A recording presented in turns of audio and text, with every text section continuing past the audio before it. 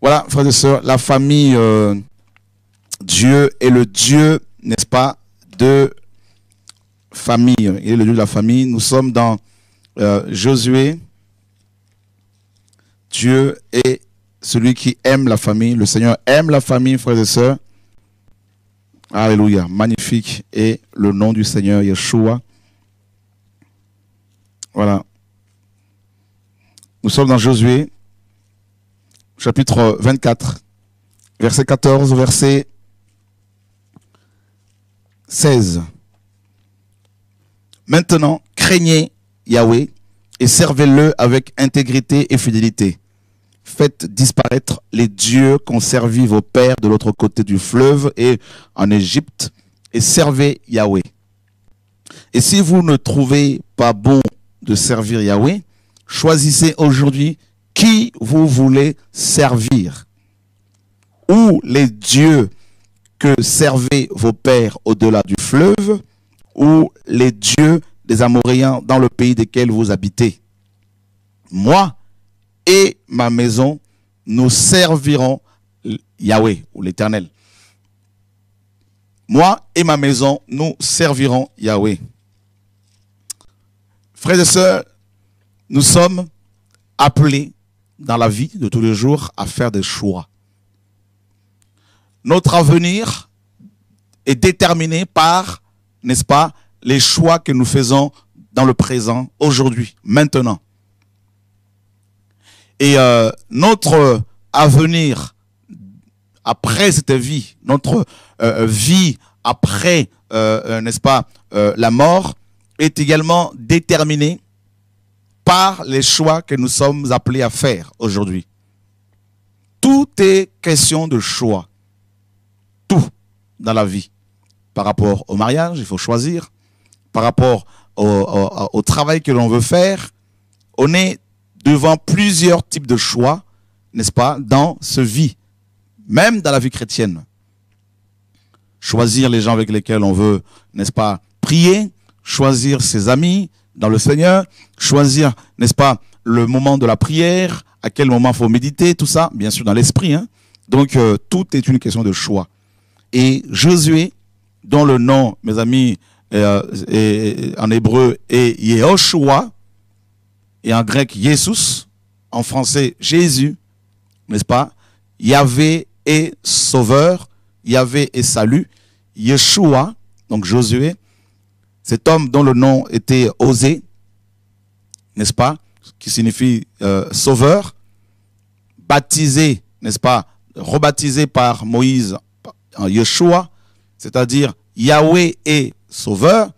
Cet homme, n'est-ce pas, qui était un grand général, un grand conquérant, a pris la décision, n'est-ce pas, de servir Dieu ainsi que sa famille.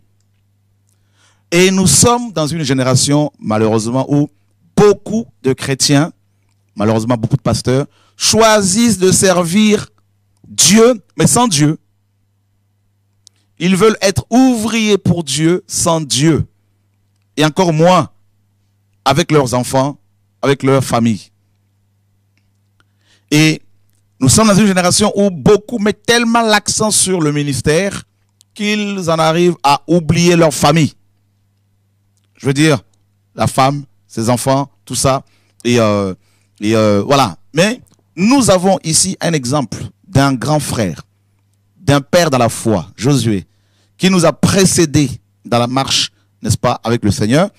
Et il s'est retrouvé, nous avons cet exemple de cet homme qui s'est retrouvé devant un peuple, dans une nation corrompue. Une nation née dans un pays corrompu, l'Égypte notamment. Une nation dont l'ancêtre Abraham était né en Mésopotamie, c'est-à-dire à Babylone. Une nation où, n'est-ce pas, Yahweh n'était pas le Dieu invoqué, le Dieu principal. Une nation qui, n'est-ce pas, comptait plusieurs divinités, des démons. Abraham va être sorti, va être, n'est-ce pas, extirpé de cette nation, donc de Babylone, la même Mésopotamie. Ensuite, ses enfants vont se retrouver, ses descendants, notamment Joseph, avec Jacob, se retrouver en Égypte. Et pendant 400 ans, mes amis, ces Hébreux vont donner naissance à plein d'autres enfants qui vont être des vrais frères et sœurs africains. Ça, c'est juste il ne faut jamais l'oublier, hein, parce que Israël était une nation née en Afrique. Hein. Voilà, donc mélangé, parce que Joseph avait épousé une Égyptienne, donc une femme noire, avec des enfants métis, notamment Manassé et Éphraïm. Et il se trouve que Josué était descendant d'Éphraïm, donc il avait du sang africain en même temps. Et la parole nous dit que cet homme, Josué, justement, qui conduisait ce peuple vers sa destinée, n'est-ce pas, du désert de Sinaï, après la mort de Moïse, vers le pays de Canaan, le pays de la promesse. Aujourd'hui, c'est l'image du ciel. Et Josué s'aperçoit que pendant la marche du désert à Canaan, le peuple était dans la convoitise. Le peuple était rebelle. Le peuple ne voulait pas lâcher ses divinités, des divinités égyptiennes.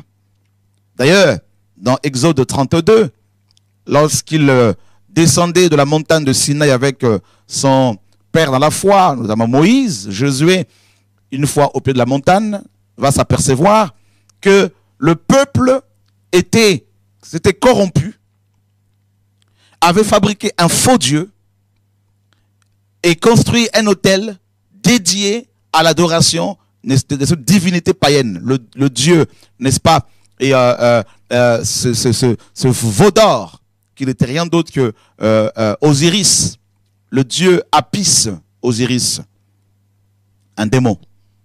Et Josué s'aperçoit que ce peuple ne voulait pas servir le Seigneur Dieu Tout-Puissant. Et il devait maintenant choisir.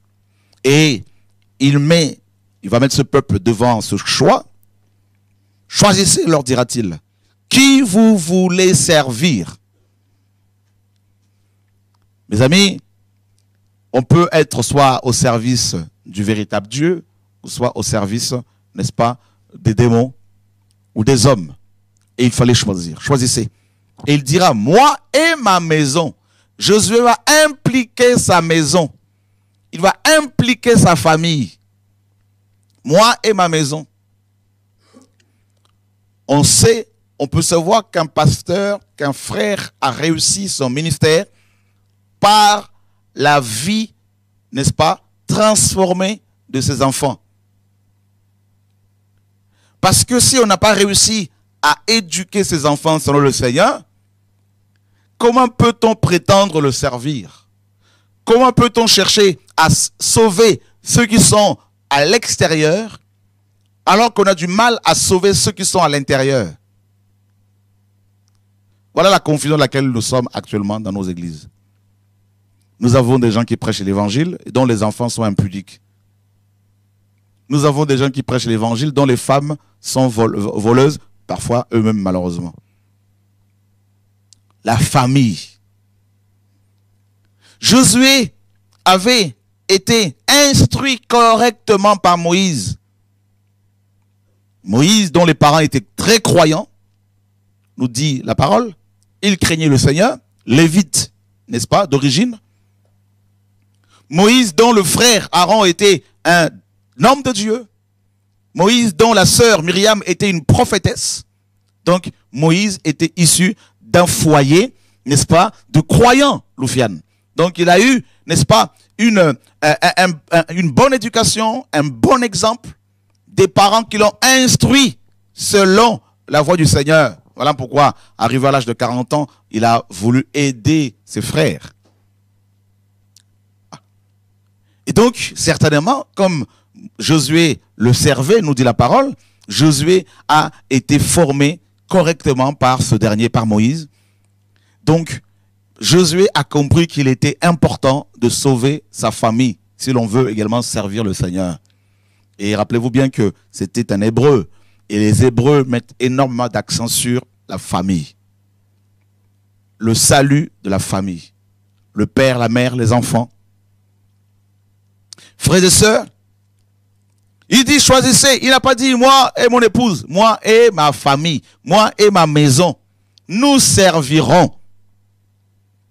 Comment peut-on se dire chrétien et accepter que ses enfants viennent à la maison avec des petits copains, des petites copines? Mes amis, comment peut-on se dire être chrétien, comment peut-on se dire chrétien et accepter que les enfants qui vivent sous nos toits fassent la loi à la maison, ne soient pas correctement éduqués? Comment peut-on se dire chrétien et laisser sa fille s'habiller sexy, avec des leggings, avec des vêtements serrés où l'on voit son postérieur, tout ça, on voit son... Mes amis, mais où sont les parents dignes de ce nom? Des parents chrétiens, capables d'instruire les enfants selon la voie du Seigneur. Moi et ma maison, nous servirons l'Éternel. Regardez, mes amis, notre père dans la foi aussi, Job, qui prenait soin, n'est-ce pas, de sacrifier pour sanctifier ses enfants. Parce que à cette époque, chaque père de famille était d'office sacrificateur, était d'office pasteur. Comment sommes-nous arrivés aujourd'hui à laisser des pasteurs prendre des places, occuper des places importantes dans nos cœurs, dans nos maisons, au point où l'homme n'arrive plus à éduquer ses enfants et les envoie, n'est-ce pas, se faire éduquer par, n'est-ce pas, des moniteurs d'école de dimanche, des parents qui ont perdu leur autorité? Mais où sont les chrétiens dignes de ce nom-là? Où sont-ils? Oui. On met des pasteurs, donc un pasteur de la jeunesse. Pasteur de la jeunesse. En fait, un pasteur qui est... En fait, le Seigneur l'a suscité rien que pour la jeunesse, en fait. C'est un peu des flots qui vient un peu des États-Unis où, or que le pasteur c'est pour le corps du Christ. Maintenant, eux, c'est le pasteur, c'est que pour la jeunesse, comme ça. Le pasteur principal, c'est lui qui coiffe un peu tout, quoi. Alors que logiquement, bibliquement parlant, c'est le père qui doit être l'enseignant de la maison. Josué ici se présente comme un père. Il dit, moi et ma maison, nous servirons Dieu. Donc Josué n'a pas laissé sa famille se faire influencer par le pays, par la société, par les gens qui l'entouraient. Oh Dieu, sauve nos familles. Imaginez-vous lors de l'enlèvement de l'église, comme Luc chapitre 17 le dit, de deux personnes qui seront dans un lit, l'homme et la femme, bien évidemment, l'homme sera pris, la femme laissée. Imaginez, mes amis, la déconvenue, la confusion qui va régner lors de l'enlèvement de l'église. Des familles seront divisées. Pourquoi? Parce que les hommes n'ont pas fait correctement leur travail. Beaucoup de chrétiens n'ont pas compris que le premier ministère que Dieu leur demande, à part l'adoration, c'est de s'occuper de leurs femmes, leurs enfants, leur famille. De l'éducation des enfants. Or, beaucoup d'hommes se marient alors qu'ils sont encore des bébés. Excusez-moi du terme, des immatures, même s'ils ont 40 ans, 50 ans, beaucoup sont encore, mes amis, enfants.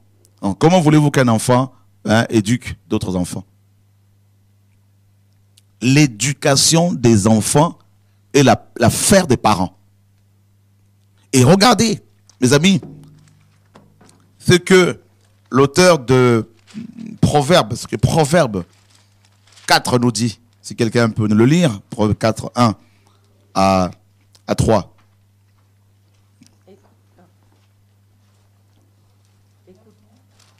Ouais. Proverbes 4, 1, on peut même aller jusqu'au verset 5. D'accord. Écoutez, mes fils, l'instruction d'un père, et soyez attentifs pour connaître la sagesse, car je vous donne de bons conseils. Ne rejetez pas mon enseignement. J'étais un fils pour mon père, un fils tendre et unique auprès de ma mère. Il m'instruisait alors et il me disait, que ton cœur retienne mes paroles. Observe mes préceptes et tu vivras. Acquiert la sagesse, acquiert l'intelligence. N'oublie pas les paroles de ma bouche et ne t'en détourne pas. Voilà. Salomon est en train de parler à ses fils, n'est-ce pas? Écoutez mes fils, l'instruction d'un père. Soyez attentifs pour connaître la sagesse. Et il dit quelque chose de très important. Il dit au verset 3, j'étais un fils pour mon père, un fils tendre et unique auprès de ma mère. Sa mère était Bathsheba, on le sait. Et Salomon dit que son père, il était un fils pour son père. Est-ce que vos enfants sont-ils réellement vos fils et vos filles? Bien sûr, biologiquement, vous me le direz. Mais est-ce qu'ils sont vraiment vos fils et vos filles dans la foi aussi? Parce que Salomon était à la fois le fils physique, biologique de son père et fils dans la foi pour son père. Voilà notre rôle aussi en tant que parents chrétiens. Oui. Je voulais dire, c'est-à-dire que pour être déjà un bon père, au départ, d'après le verset, il faut être déjà un bon fils. Effectivement. Et voilà, c'est ce que je voulais. Donc, on ne peut pas effectivement être un bon père. S'il est devenu un père, c'est parce qu'il a été un bon fils. Tout à fait. Voilà. Or, il se trouve que dans nos sociétés modernes, n'est-ce pas, dites civilisées, beaucoup de gens, beaucoup de pères ont démissionné. Beaucoup d'enfants grandissent sans repère, sans père, sans mère ou avec les parents biologiques, mais ils n'ont pas de repère. Ils n'ont pas été présents dans leur vie. Donc, du coup, ils ont grandi seuls. Ils n'ont pas été de fils et de filles. Mais imaginez-vous ces personnes, si elles se marient. Ben, comme on ne donne que ce que l'on a, ces personnes ne pourront pas être des bons pères, de bonnes mères, parce qu'elles n'ont pas eu de modèle, de référence. Et c'est terrible, c'est le drame que connaît, n'est-ce pas, cette civilisation. La dislocation de la famille. Et l'auteur dit donc, il m'instruisait alors et il me disait. Donc le verbe instruire ici en hébreu signifie aussi verge, la verge, le châtiment, la correction, n'est-ce pas? Et ce verbe-là nous parle de la 12e lettre de l'alphabet hébraïque. C'est la lettre Lamed. Lamed a la forme d'un fouet. Lamed signifie rabbi, maître, correction, enseignement, discipline, disciple. Donc, vous ne pouvez pas dissocier l'enseignement de la correction de l'enseignement. Et, frères et sœurs, la parole est claire. Dieu est le Dieu de famille. Il est le Dieu de la famille. Il aime la famille, notre Dieu. D'ailleurs, on l'appelle le Père. N'est-ce pas? Regardez ce que Ephésiens chapitre 3 nous dit. Ephésiens 3, verset... Ephésiens chapitre 3, nous lisons à partir du verset... Voilà, on a Ephésiens. À partir du verset 13 jusqu'au verset 14. 13 à 15, pardon.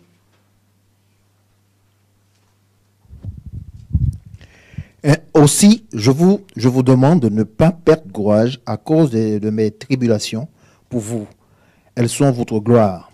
À cause de cela, je fléchis les genoux devant le Père, duquel tire son nom toute famille dans les cieux et sous la terre. Voilà. Donc, de qui tire toute famille dans les cieux et sur, n'est-ce pas, la terre. Donc, toutes les familles dans les cieux et sur la terre, n'est-ce pas, ont reçu leur origine de Dieu, du Père. Ça veut dire que la source de la famille, c'est le cœur de Dieu. Waouh! Donc, pour qu'un homme soit un bon père, il doit connaître le cœur du Père.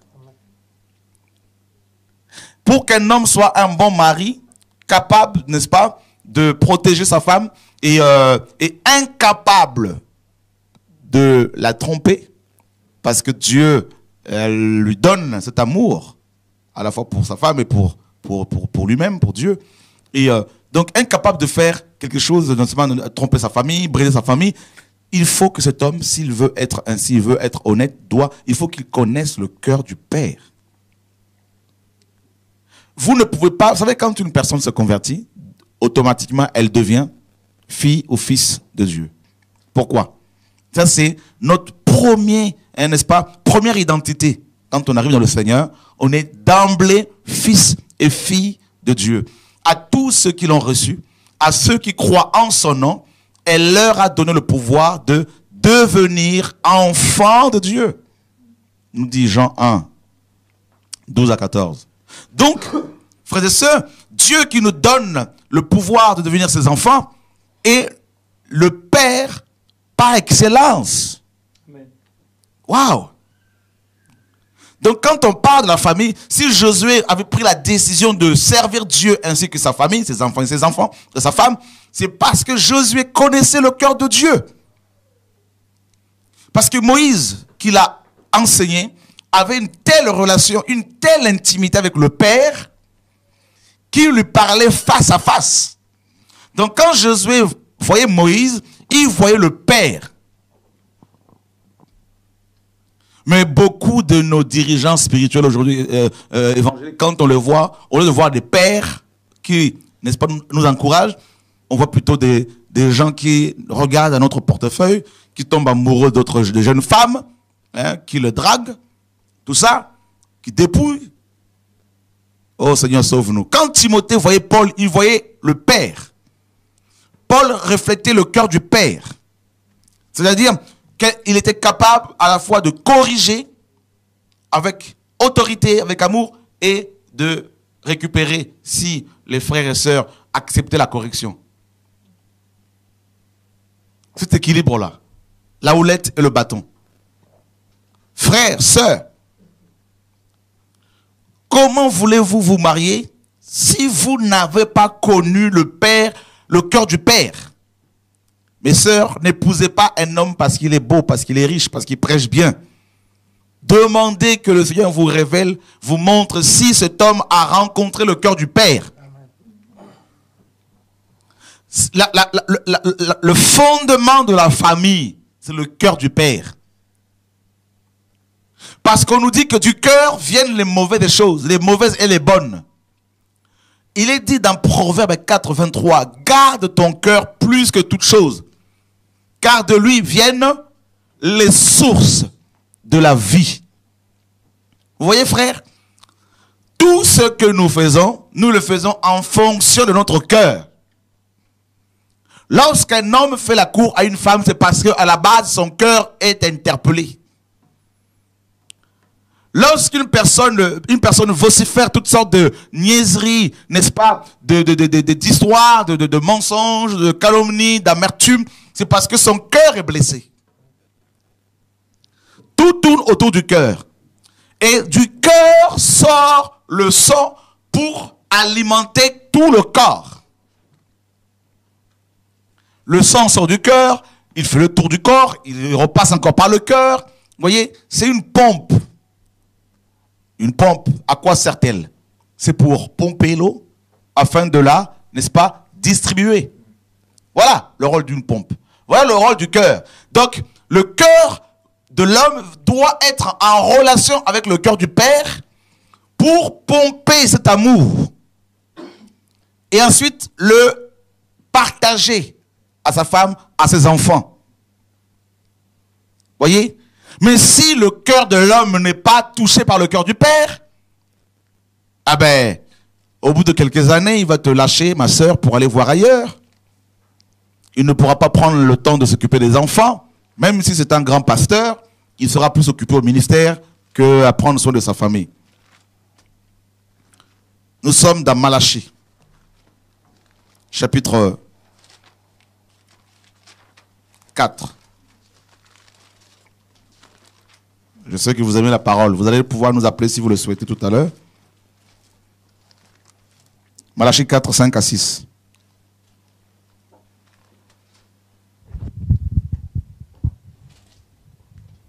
Voici, je vous enverrai Élie, le prophète, avant que le jour de l'Éternel arrive, ce jour grand et redoutable. Il ramènera le cœur des pères à leurs enfants et le cœur des enfants à leurs pères, de peur que je ne vienne frapper le pays d'interdit. Waouh! Amen. Dieu dit, mes amis, que avant le jour grand et redoutable, c'est-à-dire, mes amis, son retour glorieux, il va, n'est-ce pas, ramener le cœur des pères à leurs enfants. Il va ramener le cœur. Donc, la conversion est une affaire de cœur. Ils eurent le cœur vivement touché, nous dit Acte 2. C'est une affaire de cœur. La vraie conversion, c'est le cœur qui se tourne vers le Seigneur. Or, la religion, c'est le corps qui se tourne vers le bâtiment. C'est pour cela que les religieux ont du mal à se détacher de leur bâtiment, ou de leur maison d'église, ou de leur pasteur, ou de leur chorale, ou de leurs amis chrétiens. Mais les vrais croyants, ce sont ceux-là, ceux et celles dont les cœurs ont rencontré le cœur de Dieu. Celui qui, n'est-ce pas, celui dont le cœur a rencontré le cœur du Père, vous pouvez tout lui arracher, il vous bénira. Parce qu'il sait que son cœur, n'est-ce pas, est attaché au Père. N'est-ce pas que le Seigneur a dit dans Matthieu chapitre 6, regardez ce que le Maître nous dit par rapport au cœur toujours. Parce que beaucoup s'efforcent à plaire au Seigneur, mais ils n'arrivent pas. Ils s'efforcent à être des bons pères, mais ils n'arrivent pas. N'est-ce pas? Ils aimeraient arrêter de tromper leurs femmes, ils n'arrivent pas. Des femmes qui cherchent à arrêter de tromper leur mari, ben, ils n'arrivent pas. Le problème, c'est quoi? C'est le cœur. Vous voyez, frères et sœurs? Et nous sommes dans Matthieu chapitre 6, verset 21.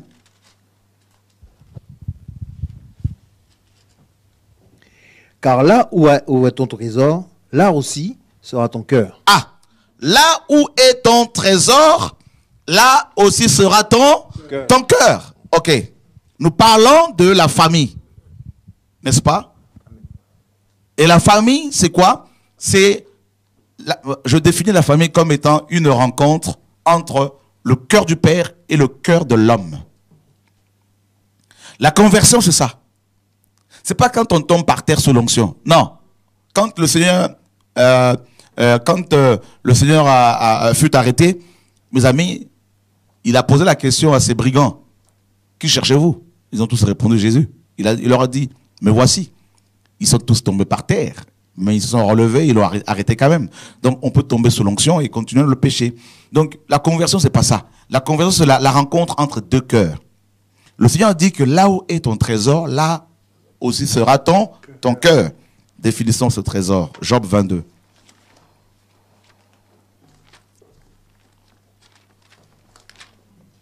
Job chapitre 22, verset 22. Reçois de sa bouche l'instruction et mets dans ton cœur ses paroles. On continue.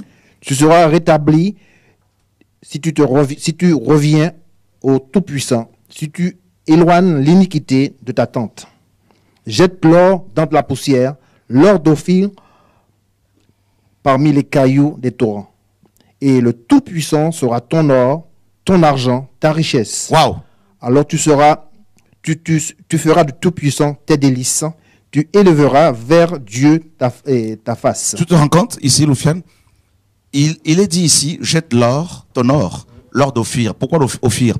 Ophir est une île d'où, à l'époque, était extrait, n'est-ce pas, de l'or. Mais l'or de cette île était était précieux et était très, très, mes amis, recherché à l'époque.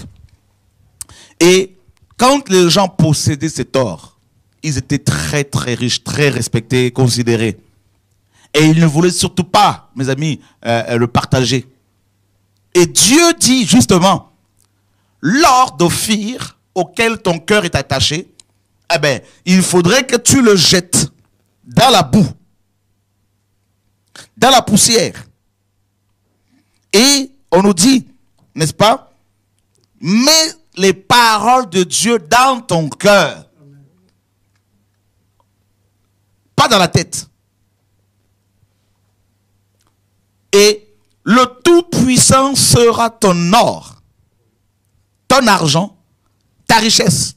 C'est pour cela que Pierre a dit à l'homme boiteux dans Acte 3, je n'ai ni argent ni or à te donner. Mais ce que j'ai, je te le donne. Il avait de l'or spirituel, de l'argent spirituel. Et c'était le Tout-Puissant. Et qui se présente comme étant le Tout-Puissant dans Apocalypse? Jésus-Christ de Nazareth. L'agneau qui a 7 cornes. Ah frère, non. Ça veut dire que si Dieu n'est pas ton or, ta famille ne pourra pas résister, surtout en ce temps de la fin, où il y a de plus en plus de femmes séduisantes, de plus en plus d'hommes séduisants. Hein, frère? Avec Hollywood qui présente toutes ces femmes complètement minces, tout ça là, et avec toutes mes amis, toutes ces pubs. Et nous sommes dans une génération où il y a tellement la séduction que les personnes dont les cœurs ne sont pas attachés au cœur de Dieu ne tiendront pas. Frères et sœurs, c'est à vos risques et périls si vous voulez épouser les hommes qui n'ont pas le cœur de Dieu. Vous pensez épouser les yeux, mais un jour, vous allez vous rendre compte que les yeux n'ont rien à voir avec le cœur. Hein? Oui, oui. On n'épouse pas les yeux bleus, on épouse le cœur. Hein? On n'épouse pas les paroles que l'homme prononce. Hein? Mes amis, on connaît tous la fable du corbeau et du maître renard. Maître corbeau et le renard. Hein? Voilà. Le corbeau savait parler. La tchatch. Adam, il a pas vu les yeux d'Ève. Tu te rends compte? Il a vu les côtes d'abord. Voilà, c'est ça. Les os qui symbolisent tout simplement le cœur. Le cœur, effectivement. Voici cette fois-ci, celle qui est l'os de mes os. Et c'est après la chair est venue après. Tout à fait. Mais aujourd'hui, on voit d'abord la chair. Hein, certaines personnes veulent des femmes en chair, bien en chair, et puis d'autres c'est bien mince.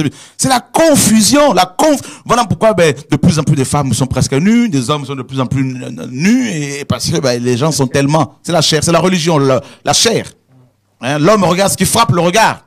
Ah, celle-là, elle me plaît, je la veux. Et puis quand on va l'épouser, on va se rendre compte qu'en fait le cœur, voilà, était bien caché par l'apparence, par la chair. Par l'accoutrement, et puis c'est là qu'on commence à pleurer, mais c'est trop tard, parce qu'une fois qu'on est marié, on ne peut plus faire marche arrière. C'est pas un djinn, faut pas le ramener. Ah non! Il est dit que personne ne sépare ce que Dieu a lié. Hein? C'est pas avec la glu 3. Hein? Lié avec la parole, c'est fini. N'est-ce pas? Donc, si Dieu est ton cœur, Loufiane, ton trésor, ton cœur sera forcément attaché au sien. Et de ce fait, quoi que tu fasses, tu le feras en fonction de sa volonté. N'est-ce pas? Même s'il y a des problèmes dans le foyer, tu vas pardonner parce que ton cœur est attaché au cœur du Père. Et tu vas déployer tes ailes pour protéger la famille comme un bon père. N'est-ce pas? Et les enfants qui grandissent dans cet environnement ne peuvent que servir Dieu. Parce qu'ils voient comment leur père, n'est-ce pas, les a aimés, les aime, les a protégés, les protège. Donc, en te voyant te comporter comme un bon père, parce que tu as le cœur du Père Céleste, eh bien, les enfants diront, c'est comme ça que le père doit être. En fait, ça n'a rien à voir avec l'argent, en fait. Ça n'a rien avec l'argent. Tu peux leur donner, acheter des jouets. Blinder des enfants, tout ça, ou effectivement acheter des jouets, être papa gâteau, c'est pas ça qui compte. C'est pas ça. Tu peux offrir des cadeaux aux enfants, mais si tu n'es pas un bon père, mais n'importe qui peut leur offrir des cadeaux aussi. Voilà. Amen, amen. Je veux un passage aussi dans Hébreux 11 qui parle de, enfin, qui parle les enfants de la foi. Mais je voulais juste m'arrêter sur le verset 7 de Noé. Il dit, c'est par la foi que Noé, divinement averti des choses qu'on ne voyait pas encore, et saisi d'une crainte respectueuse, construisit une arche pour sauver qui? Sauver sa famille. Alléluia. C'est par elle qu'il condamna le monde et devint héritier de la justice qui s'obtient par la foi. C'est-à-dire qu'on voit comment Noé a été, la Bible nous dit qu'il a saisi d'une crainte respectueuse, conçu une arche pour sauver sa famille. Sauver sa famille. Donc l'homme, son premier travail, c'est de sauver sa famille. Waouh. Ouais. En fait, c'est l'homme qui donne l'identité de la famille, en fin de compte. Parce que bon, c'est vrai, parce que pour sauver sa famille, il faut une femme. Là, il faut l'épouse. L'épouse, effectivement, la Bible nous dit dans 1 Corinthiens 11, il dit que, on va le prendre, hein, 1 Corinthiens 11.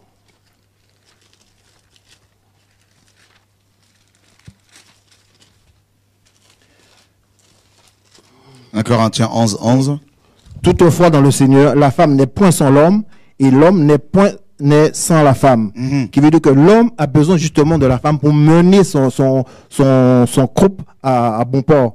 Parce que c'est c'est le rôle, enfin, il n'y a pas de proprement rôle de la femme. Il y a le rôle. Dieu n'a pas donné un rôle à la femme.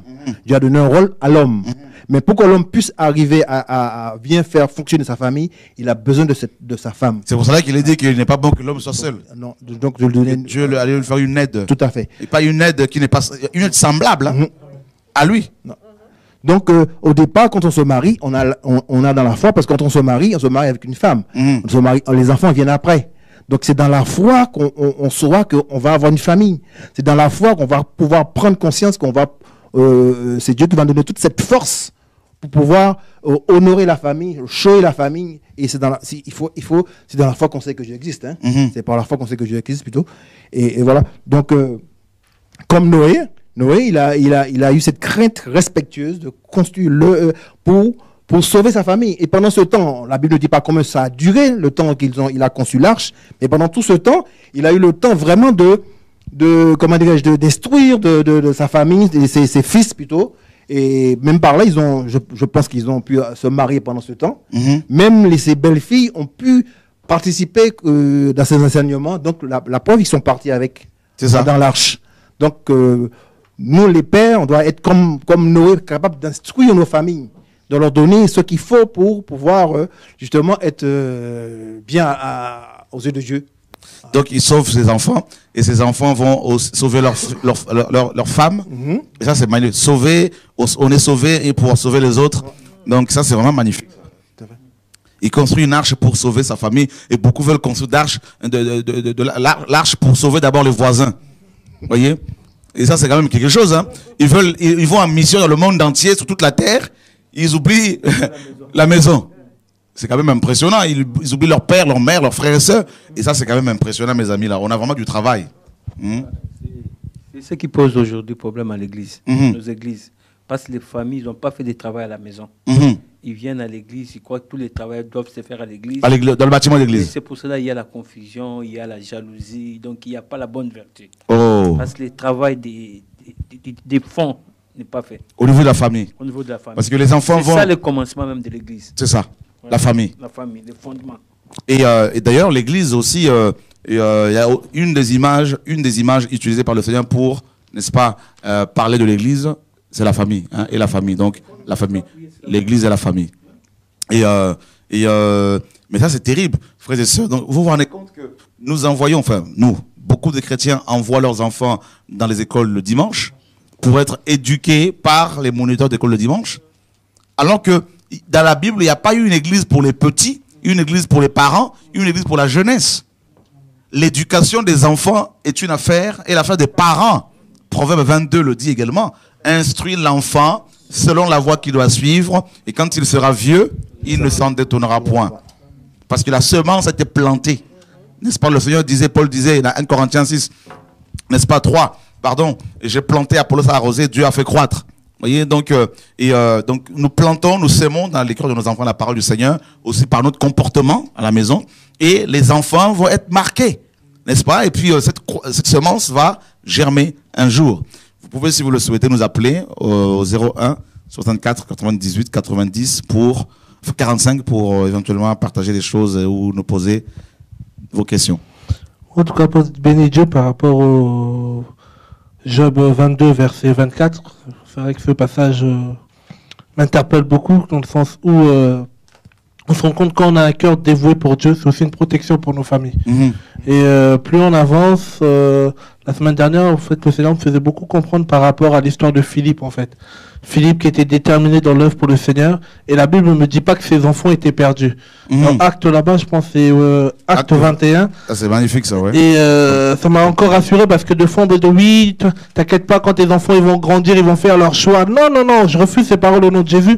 Et le Seigneur me faisait comprendre, Philippe était déterminé, son cœur était tellement attaché à Dieu. La Bible me dit dans Acte 21, verset 8, parti le lendemain, nous sommes arrivés à Césarée. Étant entrés dans la maison de Philippe, l'évangéliste qui était l'un des 7, nous avons demeuré chez lui. C'est-à-dire qu'ils ont vu sa vie à ce Philippe, que par la grâce du Seigneur, le Seigneur avait l'utilisé pour Samarie, pour l'eunuque éthiopien. Et la Bible me dit, il avait 4 filles vierges qui prophétisaient. Et c'est ça m'a beaucoup interpellé en fait de voir que Philippe, chez lui, il y avait ces filles déjà qui craignaient Dieu et qui étaient aussi remplies de la personne de Christ. Et c'est là que j'ai dit merci, ça m'a encore redonné la force, dire Seigneur, effectivement, notre but en tant que chrétien aujourd'hui, de te faire que tu sois notre cœur, en fait. Notre or, ça soit toi. Et derrière, les enfants vont suivre si effectivement nous sommes un exemple. 4 filles, toutes vierges. Amen. Pas des filles qui venaient à l'âge de 16 ans avec leurs petits copains à la maison. Hein? Et dont les parents Ferme les yeux.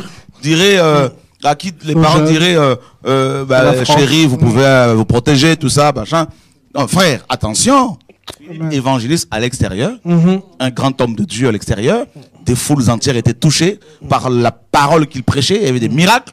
Mais quand on va dans son intimité, on trouve une éducation correctement suivie par les filles que Dieu lui avait données. Mais ça prouve ton vraie identité, c'est chez toi. D'ailleurs, pour savoir si un homme est un bon chrétien, s'il est marié, demandez à sa femme. Tu peux pas, je sais pas moi, être saint à l'église et diable chez toi. C'est ça le problème. Et c'est cette confusion. Il y a cette confusion là. Ouais. On est diable à la maison, hein, et puis à l'extérieur on est, voilà. Oh Seigneur, sauve-nous. Ça c'est fort comme passage, mes amis là. Il avait 4 filles vierges. La parole est vraiment magnifique, hein. À chaque fois il y a des précisions comme ça. 4 filles, mais attention, vierges. Ah, mes amis. Ça, moi, j'aime la culture biblique, frère. Hein? Et la culture hébraïque est imprégnée de la culture de la parole. Et les filles juives, pour la plupart, frère, les vraies, hein, surtout celles qui sont, voilà, surtout à l'époque, hein, donc qui suivaient vraiment Abraham, ces filles, mes amis, ne pouvaient pas se marier si elles n'étaient pas pures, vierges. Waouh, c'est pour ça que nous disons aux chrétiennes, aux sœurs, gardez votre virginité, aux hommes également. Jusqu'au mariage, vous ne perdez rien. Que le monde ne vous influence pas. Au nom de Yeshua. Mais c'est toujours l'actualité, hein, que les femmes se marient vierges. Ah, oui. Donc le monde nous enseigne, il faut goûter d'abord, alors que la parole, comment dire, il faut toujours que... Ça n'a pas changé à fin de compte. Effectivement. Hein? Moi, je ne suis pas si vieux que ça. Chez nous, quand un homme sortait avec une jeune femme, eh bien, soit il allait en prison, soit il se mariait. À Martinique? Ah oui, tout à fait. Il avait couché, il fallait qu'il se marie. Waouh! Ah oui. Oh Seigneur, les choses ont drôlement changé. Hein. Oh Seigneur, aujourd'hui malheureusement quand on va aux Antilles, mes amis, il faut être vraiment dans la prière. Oh là là. Il faut être en intercession constamment parce que sinon, mes amis, quand je suis allé en Guadeloupe, Martinique, Guyane, je vous assure frère, j'étais en prière. Hein. Et quand c'est comme ça, je ne sors pas du tout de la maison où je suis logé pour être tout le temps connecté 24 heures sur 24. Parce que mes amis, les esprits des eaux qui viennent t'attaquer la nuit, mes amis, que Dieu soit béni. En tout cas, nous encourageons les frères des Antilles, des îles, à tenir ferme parce que il se passe des choses. Oh Dieu, sauve-nous. Et c'est pour ça que nous prophétisons que nous tiendrons jusqu'au bout. Au nom de Jésus-Christ. Si Paul a tenu, si Pierre a tenu, si Jacques a tenu, frère, nous tiendrons. Il n'y a pas de raison. Nous et nos enfants et nous servirons l'Éternel. Alléluia. Jesus Christ.